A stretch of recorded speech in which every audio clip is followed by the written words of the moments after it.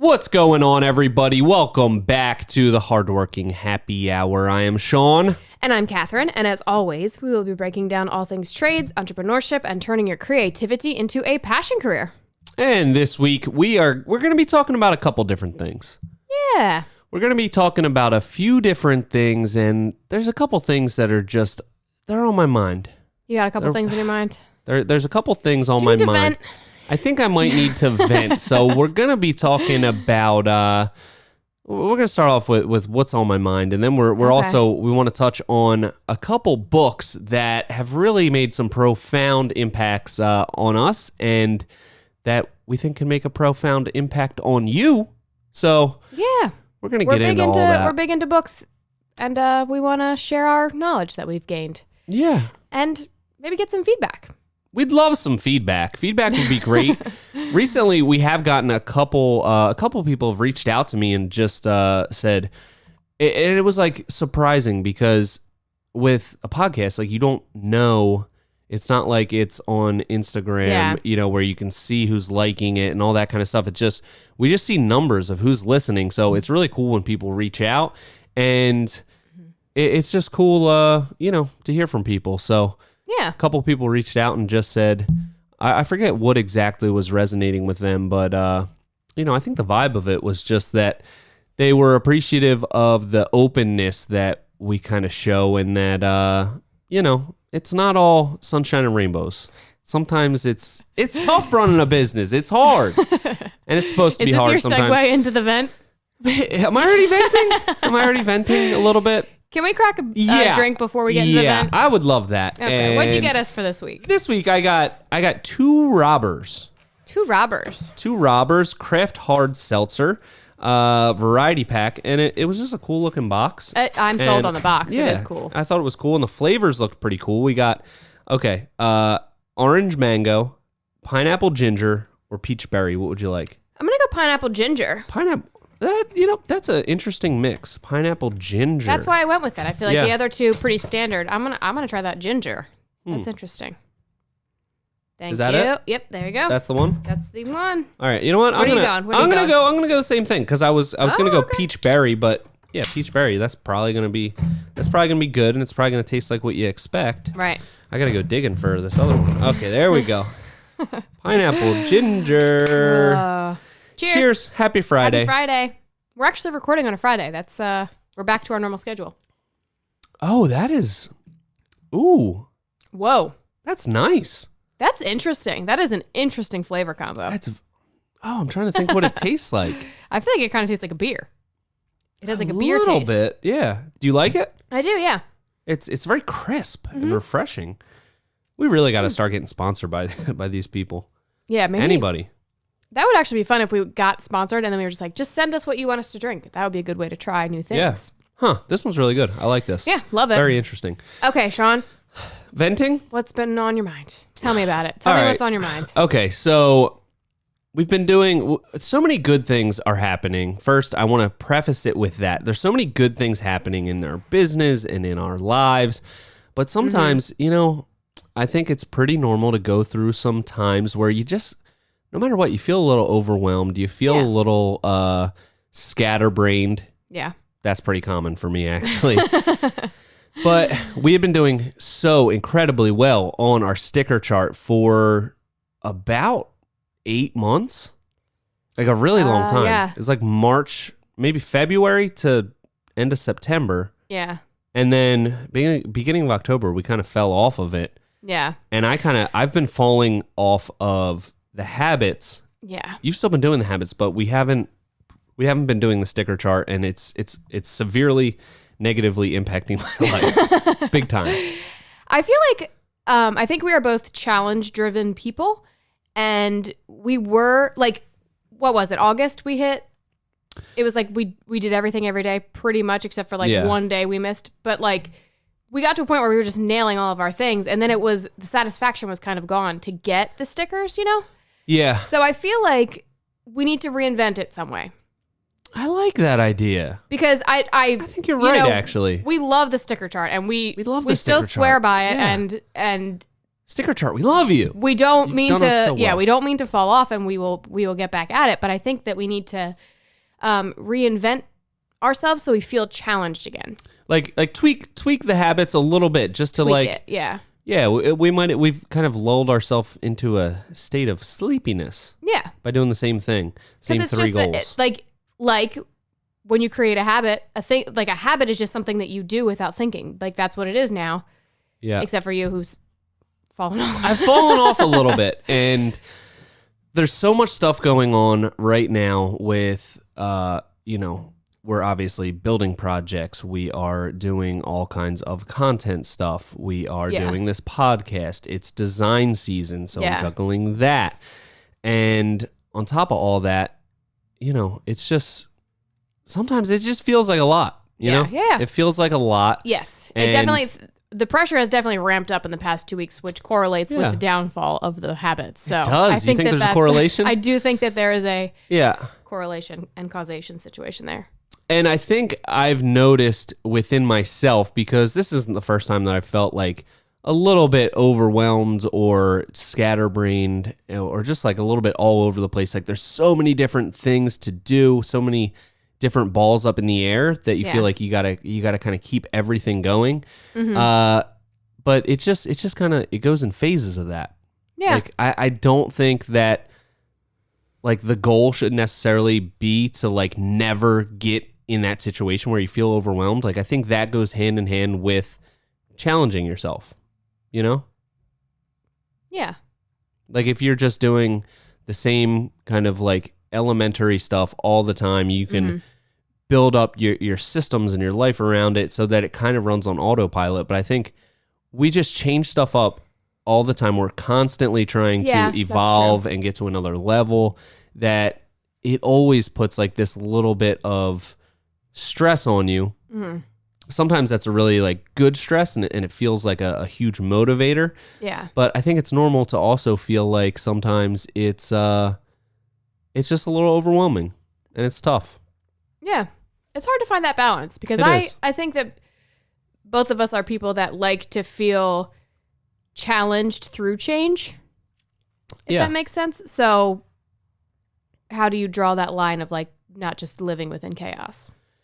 So yeah, it is. It's a tough thing to figure out, but I mean, the main reason, I think it's just good to vent about this stuff. And I also think that one of the things when I started my business, the biggest thing that I always felt was that like I was inherently doing something wrong, because I would go through periods where I felt like everything was so overwhelming. There was so much stuff to keep going, so many balls up in the air, and it can seem like everyone else kind of has it figured out, and you're the only one that's like, goes through these periods of like either self-doubt or being overwhelmed or being a little bit anxious about stuff. So, I want other people to know that, hey, we've been at this 8 years and everything's going super well.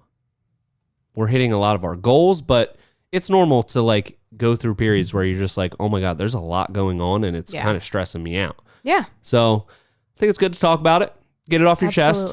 Absolutely. Evolve, move on, and know that it's pretty normal. Yeah. And it's going to happen if you're challenging yourself, and it's a sign that, you're looking to do something better. Yeah. That's the pressure that you're putting on yourself. So yeah, in that way, it's a good thing. Okay. So you've acknowledged this bump in the road. Yes. You have felt the disappointment within yourself. Yes. Yes. The self-placed disappointment. What are you going to do moving forward? How are you going to change? What are you going to do? I think that the feeling that there's all this stuff going on, like that's just a normal part of my mental makeup. I think I'm just like, my mind's always racing about ideas. So I just go through periods where I feel overwhelmed a little bit, and there's just like too much noise going on in my head, which is tough. I know that that's just, it might be a couple day little funk that I'm in, and then it passes, and, and that's just normal for me. So I think that the part of the habits that I've fallen off a little bit, like last 2 weeks, I've still worked out a couple times, I'm still reading every day. but I've fallen off a little bit, and I think I realized what it is, and it's a very old pattern within myself that I need to re-break that old habit. You know what it is? What? Well, so I think the sticker chart, the thing that was so great about that was that it was just about reading, exercise, meditation. Read 10 pages or listen to an audiobook, exercise 30 minutes, and meditate for 15 minutes. And it was just like, the goal was just to get a sticker each day. And when I end up falling out of that routine, especially with like something like exercise, I feel like, oh, I missed like 2 days in a row of working out. Now I feel like I need to work out today, and I need to like put it into overdrive. Like I need to make up for all that lost time. Okay. And that's when you start to get like in a cycle of like, all right, well, I don't feel like running 10 miles today. Yeah. If I would just... And also that turns it into like a punishment. Like you're punishing yourself when you shouldn't. I think you should never look at exercise as a punishment. You should look at it as like a gift that you're able to give yourself. Like you're able to do this. It's not a punishment. You shouldn't punish yourself for falling off. You should just be grateful for the fact that you can do it. Exactly. Yeah. And I think that's what I need to get back to. And, just look at it as it's not so short-sighted. Like it's just, I want to be the type of person that works out every day. Yeah. It's not like it's not a goal-driven thing. Like I want to lose 20 pounds by this date. It's just, I want to become the type of person that is in shape because they exercise regularly. Like that's the goal. It's just consistency is the goal rather than any type of result. And I'm so like results driven and goal driven that sometimes that is a little bit tough for me. Yeah. So I can see that. I just need to, I think I need to get back. We need to get back on the sticker chart. The last 2 weeks, like not putting the stickers up there every day, it's thrown me through a loop of hell. That might be a little dramatic, but it's thrown me off. It's thrown me off of that like routine for me. Yeah. And I think that was the beauty of the sticker chart for me. It was just, you try to hit that thing every day. If you didn't work out yesterday, you just forget about it. You work out 30 minutes today, and that's all you can do. So I feel like my brain block with the stickers is now that we haven't done it for like a week and a half or 2 weeks or whatever. I want to start fresh on a new month. Yeah, I know. It feels bad to like not to like have like half of a month done. But that feels mentally bad for me. And that's my block. I don't know why I'm like that, but I'm like, oh, to have half of the stickers on, I can't like. I know. I need it to start on the 1st of, and like with September, we finished, it just happened to be that way that like we finished September and then didn't continue with October. So we're still doing really good. That's something I'll work on. Yeah. You have your things you're going to work on? We all have things to work on here. We're working on it. But I feel better already just getting it out there. And, well, good. These are just little things that float around in your head sometimes. And I want everybody to know out there that, especially if you're trying to run a business or you're trying to make stuff happen, you're going to feel like this sometimes. So embrace it, see what you can do about it, see what you can change, move forward, and, just keep it moving. Yeah. So that's what I got on that. Okay. Well, thank you for that. Appreciate it. Thank you for sharing. Thanks for listening, everybody. Thank you for being vulnerable, Sean. Yeah, you know what? No problem. No problem. But we got to get back on the sticker chart. I think waiting for a new month it's just a cop out. I know. We can't do it. It's just like we can't do that. We got to acknowledge that we fell off for 2 weeks. We can't remember what we did on those days, so we can't go back and retroactively do stickers. We just have to start fresh. That's it. When we go back to work on Monday. Okay. So. All right. That's that. We'll have a pact. We'll start back on Monday. All right. We got that settled. You got anything you need to vent? Or am I the only one that goes through anything? No, I'm the only one that's human here. I'm pretty much perfect, and nothing ever phases me. Perfect. No, I'm obviously neither of those things, but I don't think I have anything. Because you're feeling good now. I think I'm feeling good. Yeah. Okay. Feeling pretty good. We'll let you open up on another week. When I'm going through it, I will bring you it to let the us podcast. know if you're going through a funk. And it's probably going to be a short-lived funk for me. Yeah. Most of my funks are only like, sometimes they're just part of a day.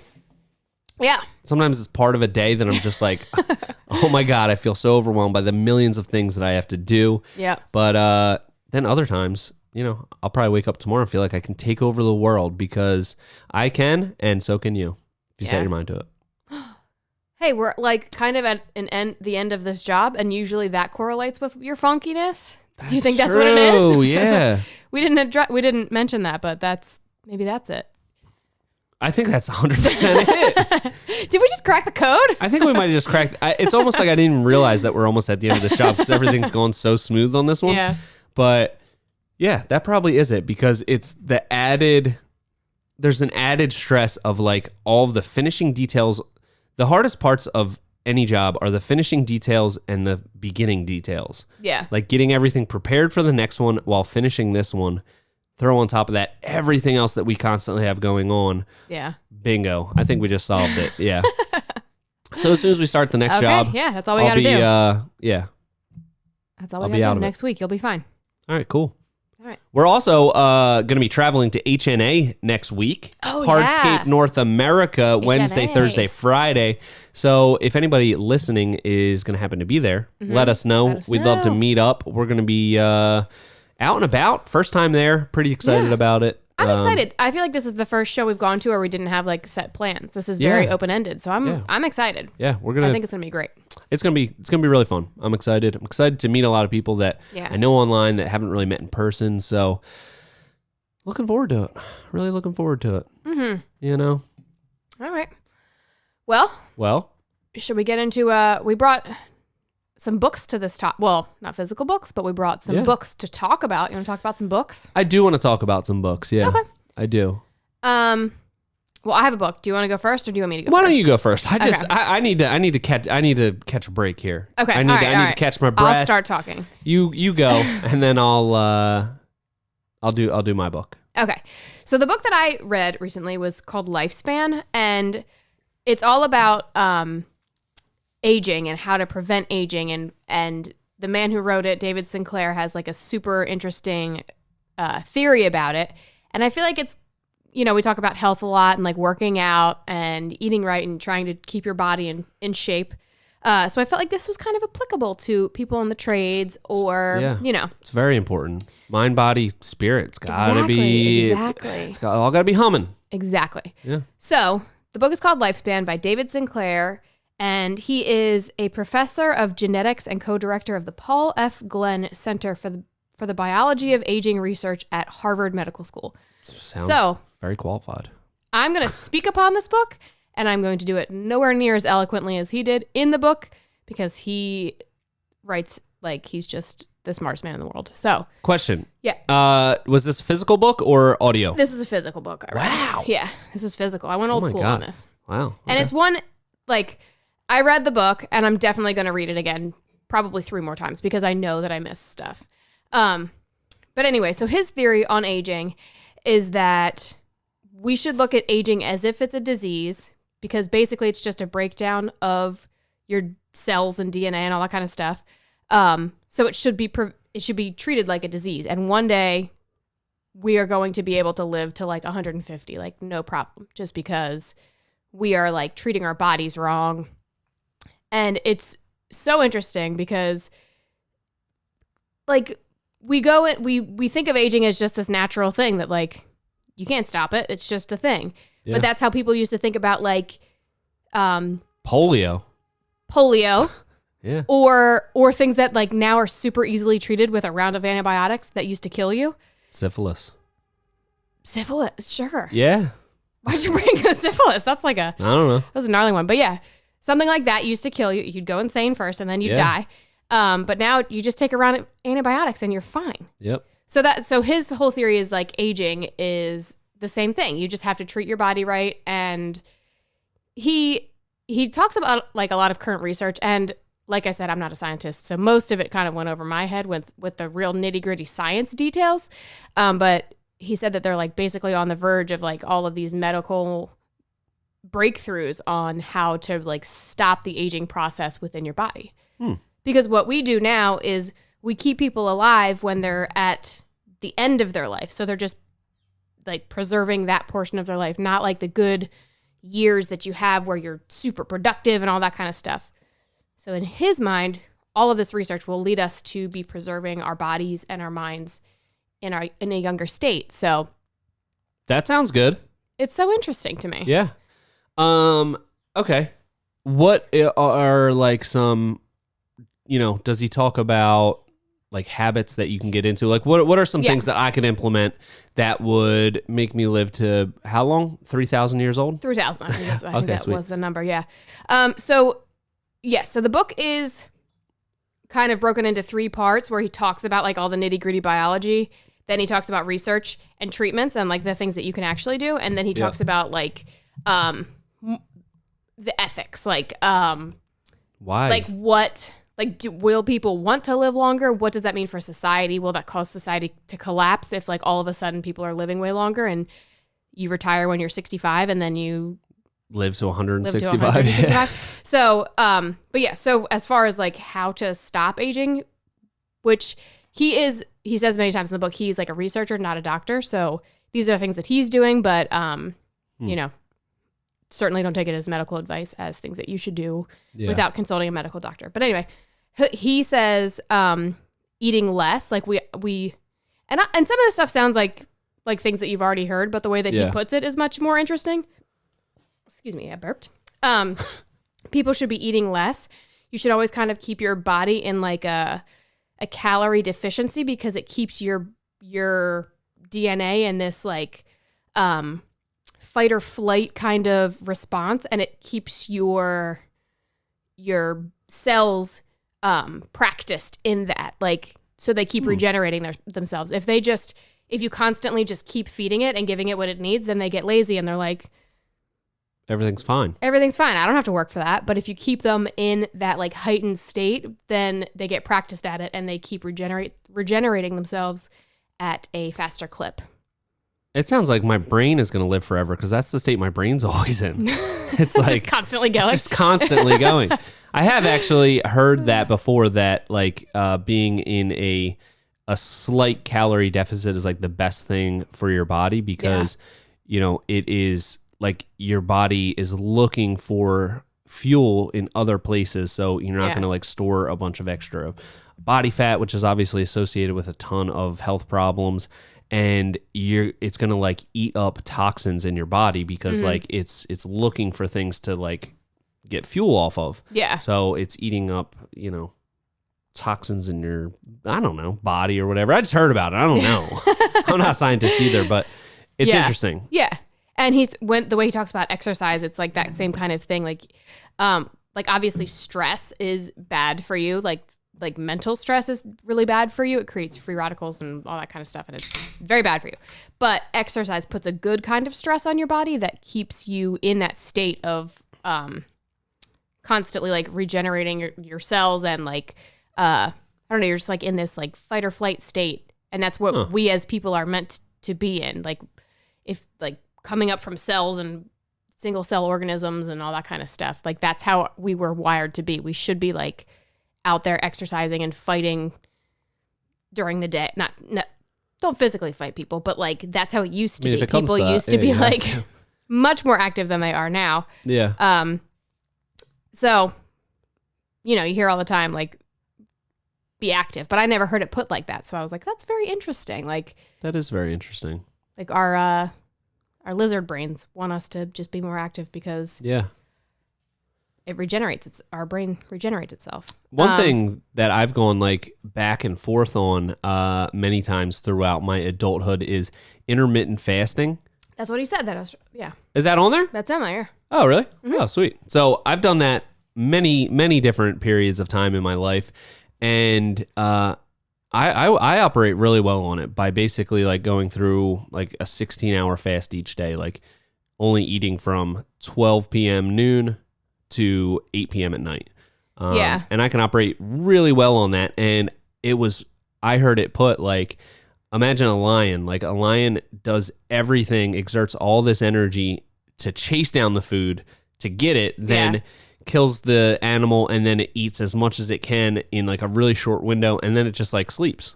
Yeah. So it's like people think that you shouldn't eat a ton of food before bed. Like there's all these things like breakfast should be your biggest meal. And I don't know if that's necessarily true because when you put it like that, like out in nature, you have to like hunt it down. So like you're exerting all of your energy before you eat, and then you try to get as much calories and nutrients that you can. Right. And then you lounge, you kick back and you let your body kind of like do what it do. Yeah. With the food. That's true. I don't know about that though. I feel like I kind of accidentally pretty much do that every day. I don't eat breakfast and I don't eat dinner late, so I kind of do that. But today, man, I accidentally went 24 hours without eating. Didn't even think about it, which I guess that sounds kind of obnoxious. Like, I didn't even think about eating. That does, yeah. But I literally didn't. And it's always skinny people that say that too. Oh, I forgot to eat. Huh. Yeah, but then never happened to me. I had an absolutely horrible crash and I felt really, really terrible. So I don't know how people actually do like intermittent fasting. That makes more sense. But like when people do like real fasts, that's like, I don't know how you do that. Yeah. I felt awful.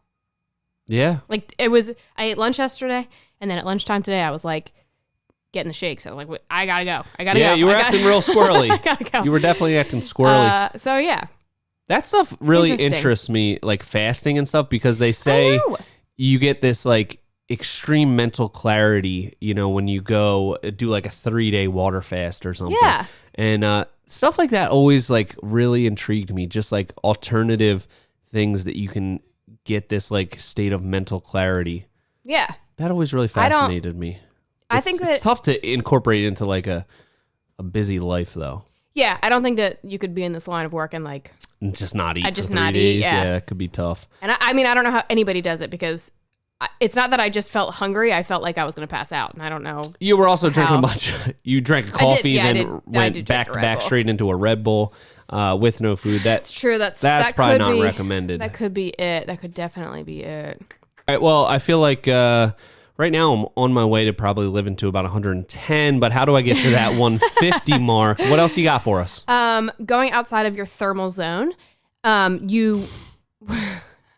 That's a term they use. I didn't just make that up. Yeah, but it just sparked something. Right. I'll chime in later with what it made me think of. Okay.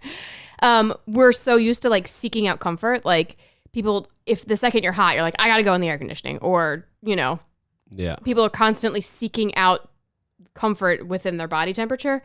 But obviously, that's back when we were cavemen. That's not that we didn't do that. You were just hot or you were just cold. And that's another thing that puts your body into that fight or flight like place where you're regenerating yourself. So he says even like obviously people do like cold baths or saunas, which are like the extreme versions, which he does and he says are great, but also just like being okay with being uncomfortable. Like if you're outside on a hot day, just be hot. Yeah. Or if you're like inside and you're in air conditioning or whatever, it's a cold out, just be okay with being cold for a little bit. Just test your body a little bit. And I feel like that is true because I used to, like one of my really hard running phases, I would run, it was at the dead of winter when I like picked it up and I was out there in shorts and I ran and I felt amazing. And I was like totally okay with being cold. And that's when that was the year that I started the polar bear plunge. I had no problem jumping in that river. I was completely fine with it. And then the next year when I did it, I wasn't running in the cold. I wasn't spending any time in the cold. And I jumped in and it immediately made me feel like it took my breath away. I was like, oh God, this was so much easier last year. Why was that? So I thought that was really How many years have you done that? Just those 2 years. Oh, okay. So I've done 50% of the years. Yeah, you've done 50% of the years. I didn't like it. I didn't like it. How about, but I think that is because I have tested out taking cold showers. Well, not cold shower, but like the last minute or as long as you can stand. Yeah. Turn it all the way cold and just stand under it for as long as you can. And it definitely like wakes you up. It'll shock you into being alert and awake. Maybe we should do that on that should be our next challenge. Yeah. Maybe. You don't seem interested in it. You're like, I don't know. The idea of like jumping into a cold river on New Year's Day, like that to me is more palatable than taking a cold shower. I don't know why, but like I can't. You need to bust out of your thermal comfort zone. I think I do. Yeah. I think that probably means that I need to do it. But like, oh God, I hate taking a cold shower. That's like. Well, yeah, exactly. Nobody likes it. That's why it's like, oh, a hot shower is such a great thing. But what made me laugh when you said get out of your thermal comfort zone or whatever, last week, it was my birthday this Monday. I forgot. We totally didn't address that. It was your birthday. Yeah, we should have thanks. addressed it last week because the episode came out on your birthday. So I'm sorry I dropped the ball on that. Yeah. Happy hey, birthday. Whatever. Happy birthday week. It's actually a birthday month, but okay. And to be honest, if I'm being real, it's actually birthday season. So, Good point. yeah, I bought myself a comfy, which is like kind of like the Snuggie, Yeah. but it's like a hoodie. I don't really exactly know what the Snuggie is. It might be the same thing as a Snuggie, but it's just a absolutely gigantic Sherpa-lined hoodie with a front pocket so big that you can put your laptop in it. Okay. It is so nice. I bought it last Saturday and immediately just put it on, and I You can't were wait. comfy. I can't wait to go home tonight and put on my comfy and just lay down. So yeah, maybe Okay. maybe I need to toss the comfy out. I'm getting Yeah. too comfortable. Yeah. Okay. I feel Something to like think we're about.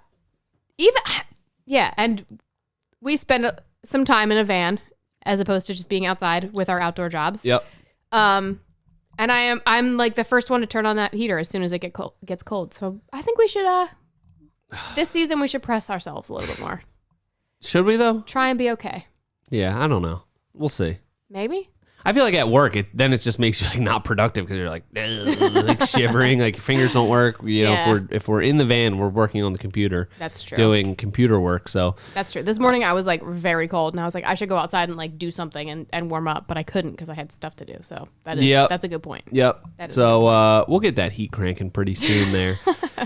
It is almost space heater time. You got anything else that'll make us live forever?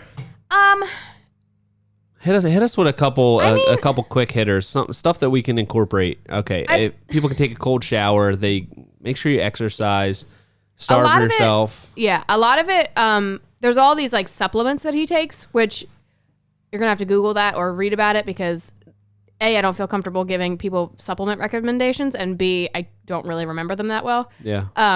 He had this whole cocktail of stuff, and it all was super scientific, and it was definitely above my head. But he had a plan, and most of it was just saying with like supplements and that kind of stuff, the research is like right on the edge of making a breakthrough. Like it's not quite there yet, Yeah, so it's you're kind taking of a like little bit of a risk. It's a bit of a tease, yeah. Interesting. But then he goes all into like the ethics about it and stuff, and it's a super interesting book. And I just, even if you don't agree with all of it, like, or you don't want to institute all this stuff, or you're like, I have no interest in living to 150 or whatever, Yeah. you crazy scientists are talking about. It's crazy. It definitely makes you take a look at how you view aging. Yeah. And I feel like maybe that's top of mind for me because we're in our mid 30s now, so it's like we're getting there, we're getting up there. So no, we're not. We're still young and spry and all that kind of stuff. Definitely. But it does like I feel like we're on the precipice of Getting decrepit? yeah. Yeah. Speaking of which, on Monday, on my birthday, you did a story on the Premier Outdoor page and I did. said, "Oh yeah, it's your birthday. Sean's turning 47." Like, and I was like, we got a couple DMs that were like, "Wow, man, you look great for 47." And I'm like, well, I'm only 34. How do I look for 34? Not so good anymore, huh? So there's something to think about there. yeah. But Yeah, we're all getting older, and there's and the time trades, keeps ticking. Whether you're belt on tradesperson or you're a business owner, a lot of it comes down to like how clear your mind is, and a Yeah. lot of that comes from how spry your body is. yeah. Spry body, And I clear feel like- mind. Yeah, tradespeople get in this mindset of like, oh, I use my body so much, I don't need to like seek out other forms of how to move my body, or like Yeah. I'm super active, I don't need to think about that kind of stuff. But if you're not doing it in the right way or whatever, it's like more detrimental. Or if you're sitting behind a desk, that's not good either. So Yeah. One thing that I found with being the stuff that we do, a lot of times I'm bent over forwards so much. Yeah. And like I never realized that. And like I was in great shape like back in 2016 and 17 when I was like really working like crazy because I was basically the only employee and I was doing all of the work pretty much. Yeah. So like I realized how much I was like bending over forwards doing like most of my job. And I was starting to get like really bad back pain, even though I was in like really great shape. Yeah. And I started doing back bends a lot, like yoga back bends. Yeah. And it worked wonders for me. And I never thought about it like, yeah, I'm in great shape. I'm working outside every day. I'm, at a super healthy weight, all this stuff, but I'm like overusing or I'm just like, my body's becoming accustomed to like bending over forward, and my back is probably like, I'm going to be a hunchback. So yeah. you got to like counteract that kind of counter stuff. Movement. And once I started doing that, it was like, oh my God, this feels amazing because my body never moves in that way. Yeah. So it's always good to look at those kind of things. And absolutely. I do yoga every morning now, and it has like, I feel so much better. well, good for you. I do. Sticking to your goals, huh? Yeah, I need to get back on it. Yeah. It makes all the difference. And I'm not even doing like intense yoga. It's like mostly just like stretching yoga, but like That's just the best starting your kind. day out that way. Yeah. It's like, it's such a game changer. Yeah. So something to think about. Something to think about. All right. What do you got? All This is right. enough about this book. What, Yeah. what do you got? My book. Okay, so something that I've been thinking about a lot recently is we want to grow the business. Yes. We want to do all these things. We want to go in all these different directions. And we have so many ideas and so many, just everything. We have all the ideas. We have the inspiration, but it comes down to at a certain point, like taking myself away from the day-to-day stuff to like focus on growing the business. Right. And there's a lot of value in that idea of taking yourself out of the business to work on the business. And it's really highlighted in a book called The E-Myth by Michael Gerber, The Entrepreneurial Myth. And it's a really popular book. It's something I would recommend to everybody that owns a business, especially if you're just getting started, really at any stage. But it's a really popular book, especially for people in the trades that most people have probably read it if you're into books and in this industry. But it puts out this idea that most people in the trades are working in their business, and they typically come from an installer type of expertise, and then they work for somebody else. They learn how to do the thing, and then they're like, well, I can make more money just doing it myself. I'm doing all the work, he's making all the money, I'm gonna go on my own and do my own thing. And it's such a huge shift to become a business owner, especially if you're just getting started and you're still being that installer. It's not like you're switching positions. You're just adding the fact that now you're also a business owner on top of this. Yeah. And a lot of people get trapped in that. They think of themselves as the person that has to do all the work, that has to be there, that has to do the installations. And with that mindset, like you're never going to be able to grow, because you really don't have a business at that point. You have a job that you've created for yourself. Yeah. Because you always have to look at it. Like if you go down, if you get sick, or you go on vacation for a couple weeks, like what happens with the business when you're gone? That's something that is really, really like weighing on my mind, because I want to be involved in the day-to-day. Yeah. I want to be there making content. So it's for me juggling, what are some ways that I can step back from certain elements of the business so that I can focus on just the core things that like I really love about it, and I feel like are going to move the needle the most, and help drive that initiative to go in that direction. Yeah. What do you think about that? It's interesting you said that. I want to hear your thoughts. This is obviously a theory that I've heard before, and I always thought of it as someone who just never got past that hump of like hiring the right people, or like they just felt like they always had to stay involved. But for you, like you just said, you like doing that kind of stuff. So it's hard. I never really thought about it as like, I thought it was always like more of like a have to rather than a want to.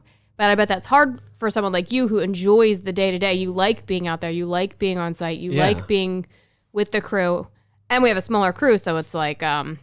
it's just all more jokes personal, and good times. yeah, it's fun. So I hadn't thought about it that way, but that's true. Yeah. That must make it hard to kind of separate the two. It is. It is really tough. And it's also like, I always have to be cognizant of thinking,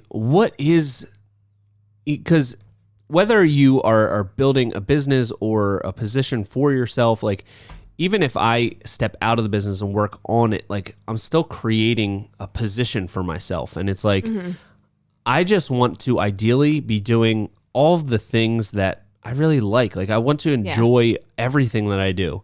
Sometimes probably too much. Yeah. Sometimes I just joke around too much and I'm having too much fun. But I want to create a business that revolves around the things that I really love and enjoy and I'm good at. And we're kind of like creating a little bit of a unique business plan and business model. So there's not a lot to like emulate somebody else's business model. Like everyone else would just be like, well, you need to step away from the day to day. You shouldn't have a mobile command center. It's on site. And it's like, well, a huge part of the thing I love about it is like getting to be there, be a part of the build, be a part of like, the design decisions on the fly and getting that spark of inspiration and being like, oh, dude, let's do this. Yeah. I love that part of it. Mm-hmm. And then also being able to make videos about it. Like, I love it. It's so much fun. So I can't pull myself away from it in that aspect. So that's what's forced us to look at the business in a little bit of a different way and see, all right, well, we're not going to be able to grow in this traditional sense and run 50 crews out there building 1,000 decks a year. And we don't want to do that. Right. But we need to look down other avenues for some revenue growth. And so it's just like a constant balancing act, trying to like figure out your path. Yeah.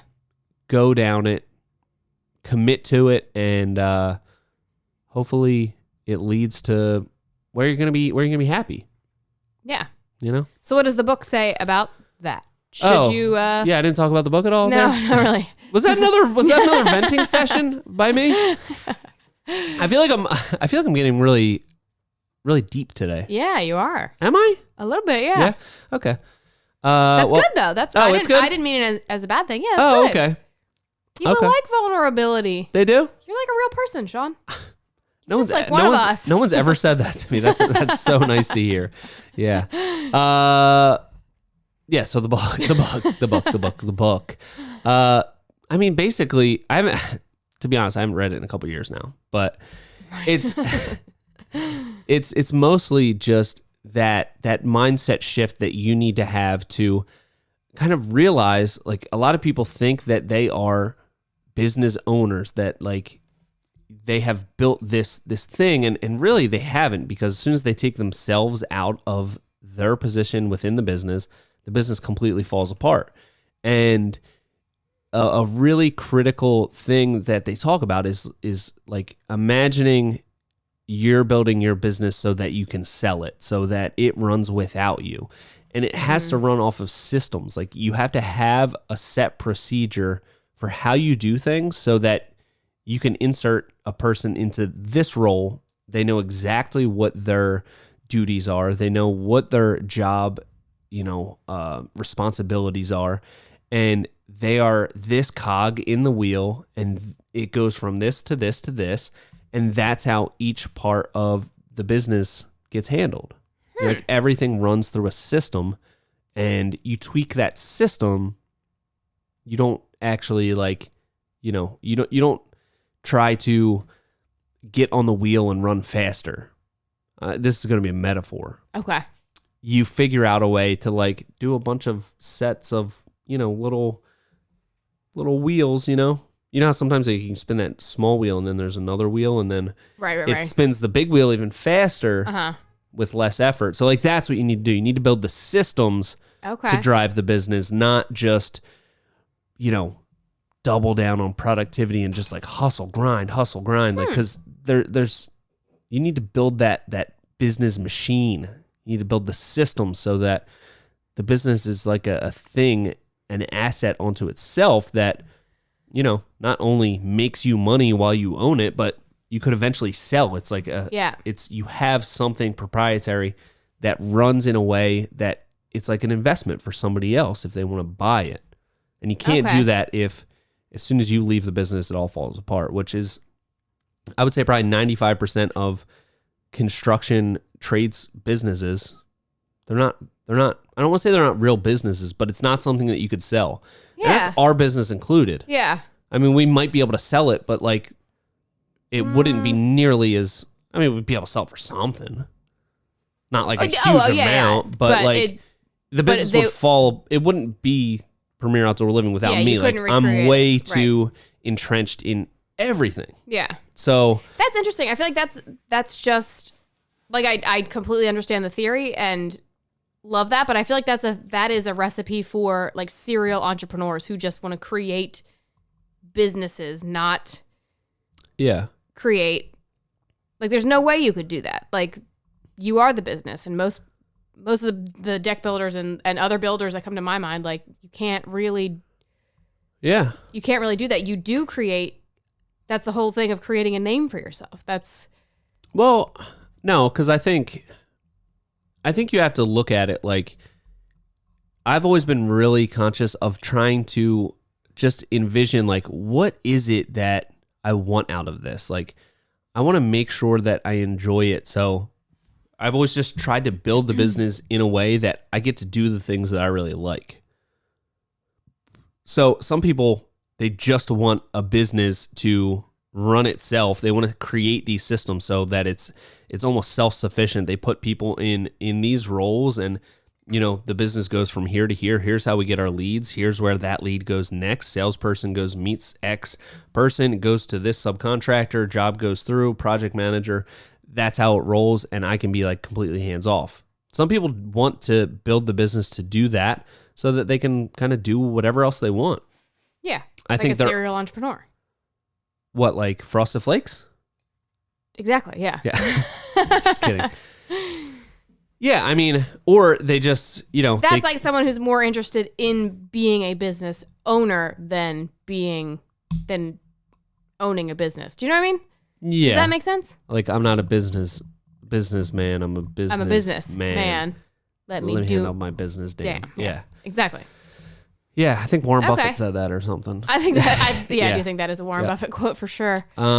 Yeah, okay, no. well, that's, yeah. And I think I want to make the distinction that I found a lot of value out of that book. It gave me a lot to think about. I don't agree with everything because my goal isn't to like become the richest deck builder that ever walked the earth, or like, buy a $5 million house or drive a new truck or anything really. Like, I want to build a business that I get to do things that I really like. Everyone that works there gets to have fun and enjoy what they do and feel a sense of accomplishment. And those are my goals that I want to build around. So I take these things with a grain of salt. There are a lot of things that I can take from that book, learn and implement and make my life easier and free me up to do the things that I like the most and that I'm the best at. But I'm not prescribing it as the one and only way to go. Like, you have to build your business, take yourself away from being the installer or the mechanic and just build the business. Because some people don't want to do that. Like, they want to be hands-on. Yeah. And there's nothing wrong with that. It's fun, Yeah. It's satisfying. It is. And you know what happens once you start just chasing the cheddar? You get caught in the mousetrap? I guess, yeah. I was going to go with something like that. I was going to say, the only thing that came to mind for me was you get covered in cheese. That don't really make sense, though. Yours was definitely way better. Okay. You get caught in the mousetrap. Yeah. Well, okay. Glad we talked about that. Yeah. I think that's I'll have to give it a read. Yeah, I think that's kind of it for that. If you're interested, it's called The E-Myth by Michael Gerber. Good stuff to just toss around in your head and get you thinking. Yeah. About business. So. Love that. Yeah. All right. Well, if we're done on books. Yeah, I think so. It's secret question time. Well, before we get into that. Oh, okay. What should people do if they want to? They want to. Okay, right. I'm a listener.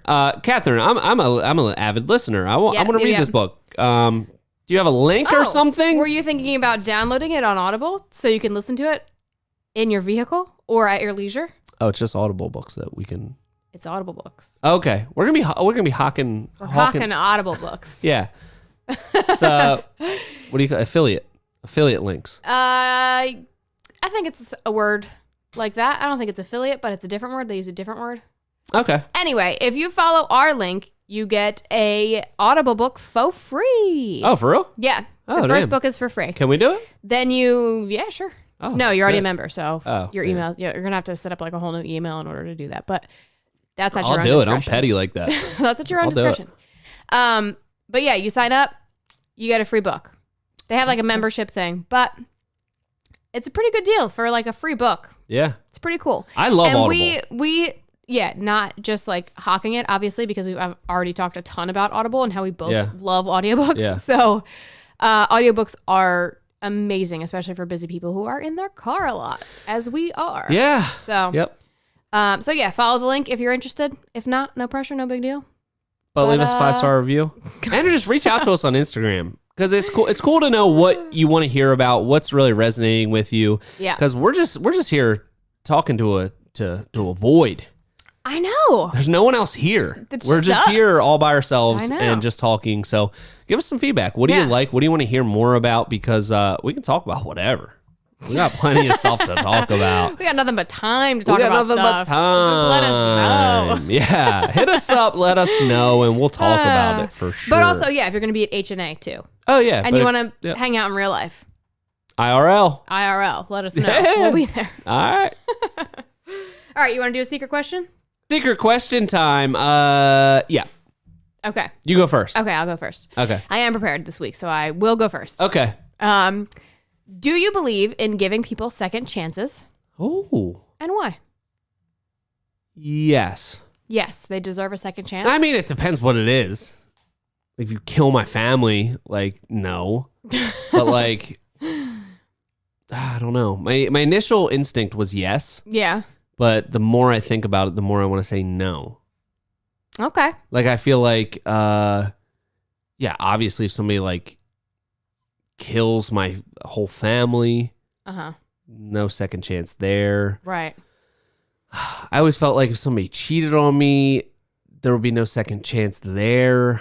It depends Yeah, what it sure. is. Yeah. It depends what it is. I mean, just like in more of like a general sense, like Yeah, let's Should go with people, not like- killing and not cheating. Beyond that, maybe somebody you're really in a crunch time. yes, You call an electrician.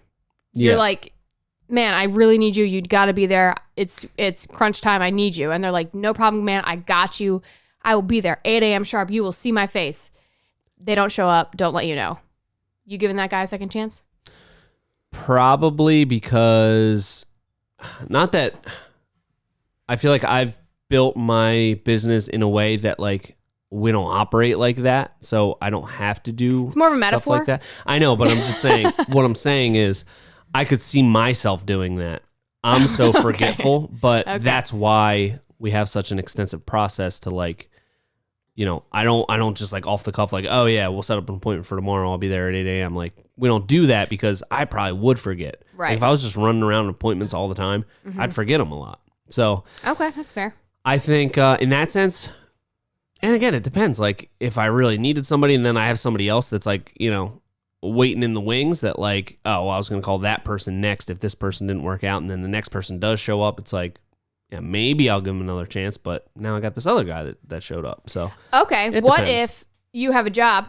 yes. You are stoked about it. You have planned it. You have envisioned it. You have 4 months worth of content planned on this job. You are Yes. so excited. Yes. Somebody else underbids you. These people go with that person, and they were the person that they go with was your buddy, and they heard about the job through you somehow. What am I giving them a second chance about? Being your buddy. Yeah, I don't care. Well, I mean, like, if they did it in some sort of, like, malicious type of way, I'd be like, what are you doing, dude? But, or lady. Or lady. Don't want to be sexist. Exactly. Yeah, I never have ever looked at, like, not getting a job for whatever reason as, like, a bad thing. Because I'm always, like, I don't know, maybe I'm not superstitious, but I'm maybe a little stitious. Yeah. And it's like, there was something about that job I wasn't supposed to get. So I've always felt what that if way. you told this person that you were going to bid on this job 150 and they were like, we will do it for 140 because they knew what you were going to do? Again, I don't think I would care because like if we haven't demonstrated the value to that client enough that, you know, that they think they can get the same thing for 140 when we're charging 150, then hey, more power to them. We just offer what we offer, and then that's it. The people get to choose. Do you want to hire us? Do you not? And if they have any reservations about that, I'd rather them not hire us. Okay. That's how I feel about it. So, right. So you draw the line at cheating and murder, but everything else is yeah, that's what comes to mind. flimsy. Yeah, that's what comes to mind. All right. Right off top, right off the rip. But what do you think? Second chances? I'm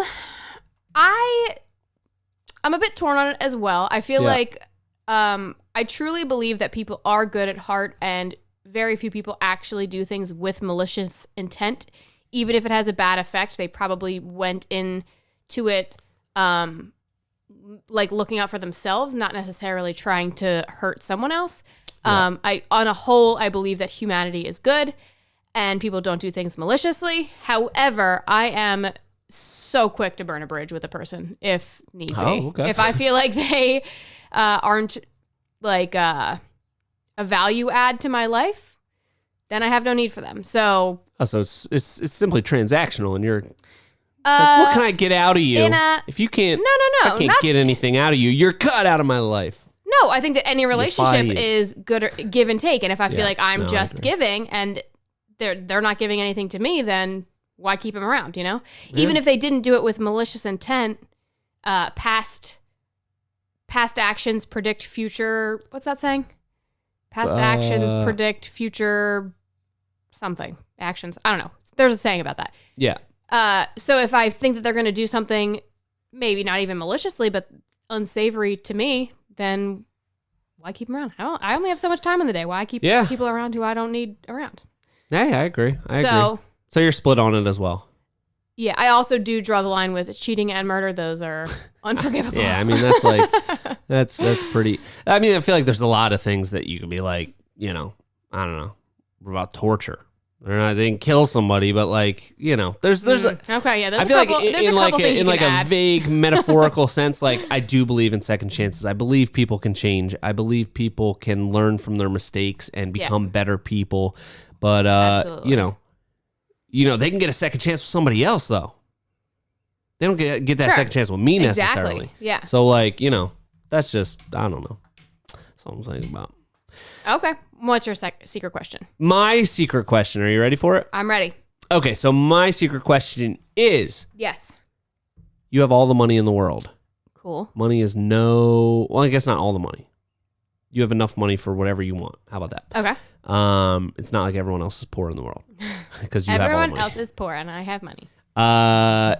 What are you doing on a day-to-day? If like you don't, there's no reason for you to work. You have all the money in the world. What's your day gonna look like? Were you gonna say it's a good question? It's a great question. Thanks, appreciate it. It's a very good question. Yeah. I am so easily bored, and I have this compulsion within my brain that will not let me sit and like watch TV or do nothing, or like I constantly have to be doing something where I feel like there's 1,000 things I should be doing that have nothing to do with money. Yeah. So I think that I'd probably take like 2 months, travel the world, and then I'd go back to work. Okay. I'd probably give most of it away. I'd keep enough that I could live comfortably, but I would Who you also make sure... You want some? Not really, no. Okay. I'll take care of my parents, my brothers and sisters and nieces and nephews and everybody, nice, all those people, Some charities. Yeah. If I got all the money. Yeah, why not? Why not? Okay. But yeah, I feel like, I don't know, I feel like a lot of people are like, oh, I wouldn't work a day in my life or whatever. But like, then what do you do? I would be so bored. Yeah. And I like what I do. So why? It's a great job. Why wouldn't I keep doing it? It's a great career that you have. It's pretty great. Yeah. That's not like a cop out, like, because you're my boss. Oh, me? Yeah. I genuinely still would I would keep working. I would, Yeah. at the very least, I'd like volunteer somewhere, maybe like an animal shelter or something. Yeah. I have like a deep fear of like losing or like gaining tons of just like winning the lottery or something. I just feel like that would be bad for my life to like have this like money that like I didn't earn that just like appears. Yeah. I don't know. I just feel like that would like suck a lot of like meaning out of my life. Yeah. I don't know. Money's never been like the main driver of any of my decisions. So I don't know. I just don't know what I would do with it. And I feel like it would take like a little bit of the edge out of like that, that hustle and necessity to like improve yourself and all that kind of stuff. I don't know. I just feel like it wouldn't make me any happier to win a bunch of money. Yeah. It's weird. I don't know. A lot of people think I'm nuts. And maybe I am, but I don't know. I mean, I would love to have a lot of money. Not that I feel uncomfortable now. I feel fine and comfortable and financially secure. So I don't know. You probably have too much thermal comfort. I probably do have to be too honest. much. Honestly, you got to break out of that.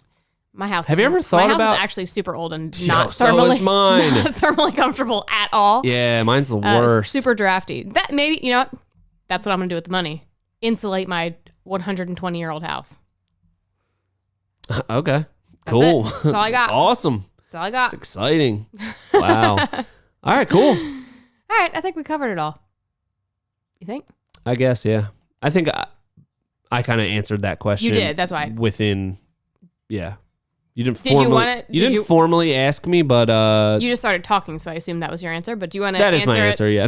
No, we can leave it at that. Sean, if you had all the money in the world, what would you do with it? On a day-to-day. I'd probably give it all to charity. All of it. All of it? Yeah. You think Sarah would let you do that? She'd probably want a little bit. No, I'm completely selfless. Since it's just completely hypothetical, I would just be the good guy and I'd give it all away to charity. Okay. No, but that original answer was my real answer, that I have some sort of like weird aversion to, just winning lots of money. Yeah. I don't know. Okay. I mean, I'd be fine with it, but I do see your sentiment. So, okay. But that lottery thing, there's like a lottery curse, so maybe. Yeah. There's a show called The Lottery Ruined My Life or something. Is there? Yeah. Oh, yeah. Okay. Oh, yeah. Check it out. Yeah. Will do. Okay. All right. Well, I think that's that enough. we went on a deep enough dive this week. I don't even know what you're going to title this episode. No idea. You got your work cut out for you on that one. But hey, like I said, reach out to us. Let us know what you think about the episodes and what you want to hear from us. And click the Audible link if you're interested, and leave us a 5-star review if you've got the time. Yeah, and if you're not interested, don't even worry about it. We probably make like 5 cents if you get a book, but audiobooks do rule, and we love them, and sure. You can always be leveling up your knowledge, which is great. So that's what we'll do again next week. So until then, this has been the Hardworking Happy Hour. See you next week.